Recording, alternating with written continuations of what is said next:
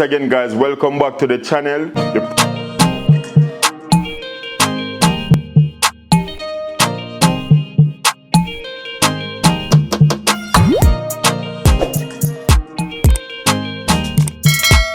The pre-foreclosure duo.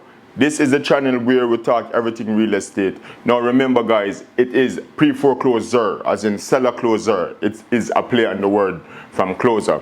However, today we're going to talk about what is a pre-foreclosure. We're going to walk you guys through the process of what the pre-foreclosure process look like, so therefore you could have a better understanding as to all the parts, all the moving parts that take place inside of it. Now we're going to have a blackboard session because I know some people kind of visually learn more than how them verbally learn, right? So the first thing is, what is a pre-foreclosure? A pre-foreclosure is a piece of property that is behind at least 90 days.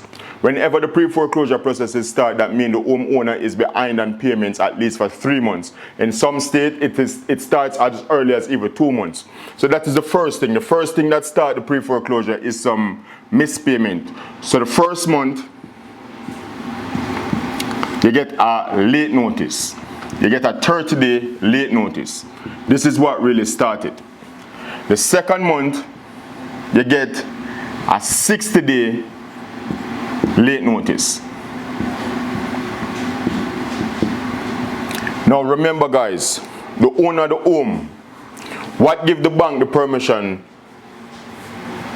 What gives the bank permission to send these notice is a thing called the promissory note.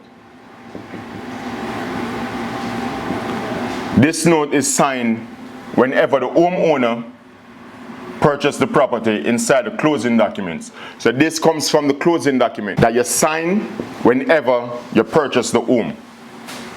Now inside this promissory note, you promise that you'll be paying back the mortgage over 30 years at a 3.5% interest rate.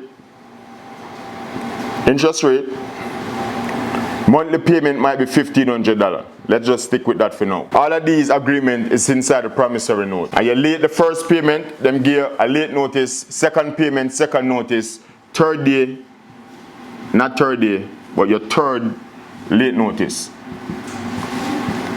Now all of these is coming from the bank. The bank, guys, is the person who's sending all the late notice. Now the late notice, everybody get them. Me get them, you get them. Them not new to none away. It's just an informer that, hey, you're behind on payments. Now, this is the last late notice the homeowner is gonna get. I could put the homeowner over here, sir. A fee property. The next letter the bank send is called a demand letter. A demand letter. Or some state call it NOPO. Now, if there's any conversation that need to have with the lender regarding taking care of the foreclosure, it is at this stage, because this is the last letter you'll be getting from the lender, a demand letter. Now in the demand letter there's a couple different things. $1,500 of your monthly payment. So at this stage the payment of $4,500 because you missed 3 months, right? Sorry, $4,500 because you missed 3 months. The demand letter, I request all this at once. One-time payment. One-time payment.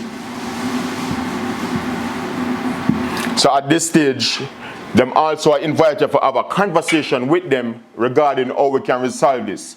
So all of the option that is available to a homeowner, it is on this letter that the bank inviting you to have a conference call to figure out what are some of the options, whether it might be modification, whether it might be a deed in lieu where you hand over the keys to the house, whatever it might be. You have to now present them right here with a conversation to figure out how we can move in forward.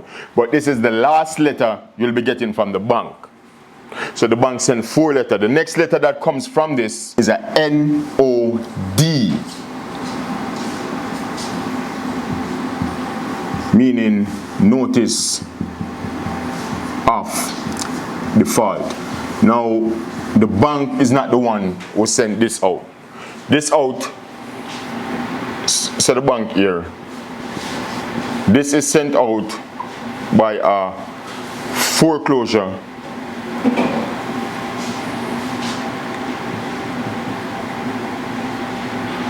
attorney. This is sent out by a foreclosure attorney. The homeowner also get this.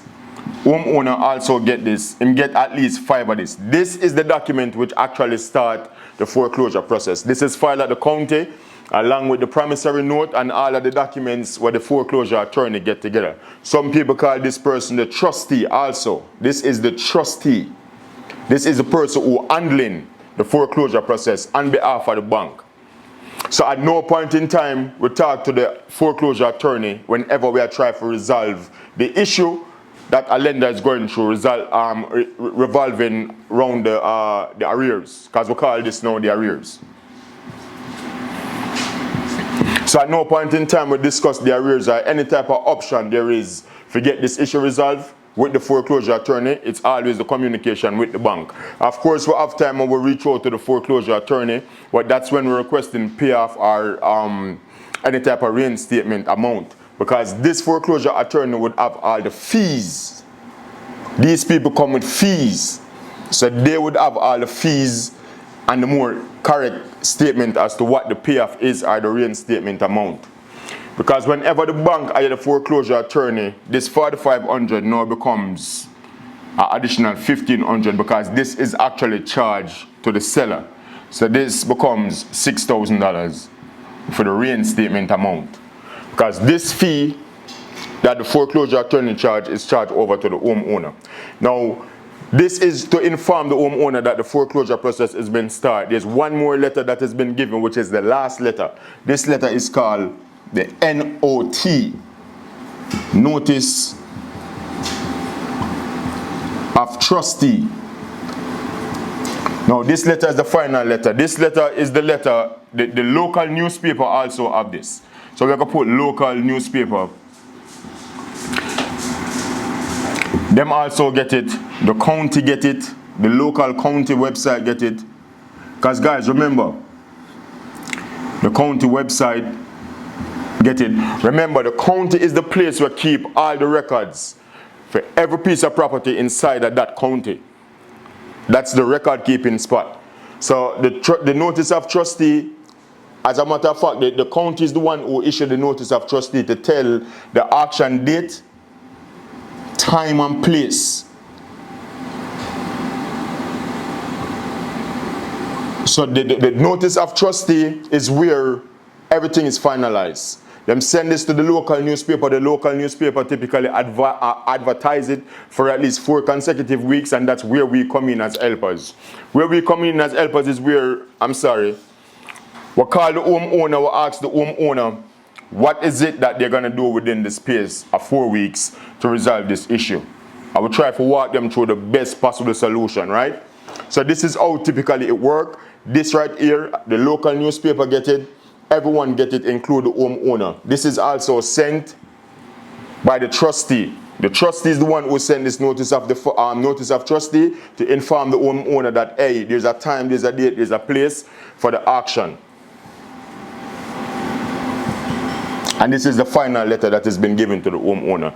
So once again, guys, whenever you have a clearer understanding as to all the letters that is been sent inside of a pre-foreclosure process, it's easier to have a conversation with the homeowner. Meaning, if the homeowner was to ever come with the favorite objection is always, I don't know what's going on. That's not that was brought to me. I didn't get any letter, and this is the best way you can have a conversation. Hey, them sending at least 6 letters.